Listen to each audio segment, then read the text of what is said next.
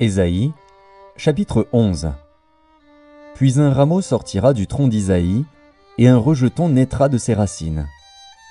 L'Esprit de l'Éternel reposera sur lui, esprit de sagesse et d'intelligence, esprit de conseil et de force, esprit de connaissance et de crainte de l'Éternel. Il respirera la crainte de l'Éternel. Il ne jugera point sur l'apparence, il ne prononcera point sur un oui-dire. Mais il jugera les pauvres avec équité, et il prononcera avec droiture sur les malheureux de la terre. Il frappera la terre de sa parole comme d'une verge, et du souffle de ses lèvres il fera mourir le méchant. La justice sera la ceinture de ses flancs, et la fidélité la ceinture de ses reins. Le loup habitera avec l'agneau, et la panthère se couchera avec le chevreau. Le veau, le lionceau et le bétail qu'on engraisse seront ensemble, et un petit enfant les conduira. La vache et l'ours auront un même pâturage, leurs petits un même gîte. Et le lion, comme le bœuf, mangera de la paille.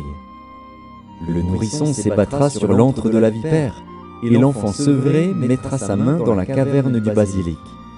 Il ne se fera ni tort ni dommage sur toute ma montagne sainte, car la terre sera remplie de la connaissance de l'Éternel, comme le fond de la mer par les eaux qui le couvrent. En ce jour, le rejeton d'Isaïe sera là comme une bannière pour les peuples. Les nations se tourneront vers lui, et la gloire sera sa demeure. Dans ce même temps, le Seigneur étendra une seconde fois sa main pour racheter le reste de son peuple, dispersé en Assyrie et en Égypte, à Patros et en Éthiopie, à Élam, à Shinéar et à Hamath, et dans les îles de la mer.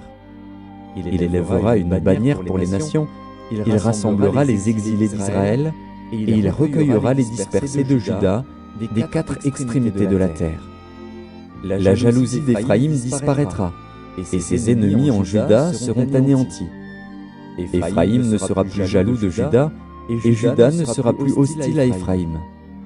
Ils voleront sur l'épaule des Philistins à l'Occident, ils pilleront ensemble les fils de l'Orient. Édom et Moab seront la proie de leurs mains, et les fils d'Ammon leur seront assujettis. L'Éternel desséchera la langue de la mer d'Égypte, et il lèvera sa main sur le fleuve en soufflant avec violence. Il le partagera en 7 canaux, et on le traversera avec des souliers.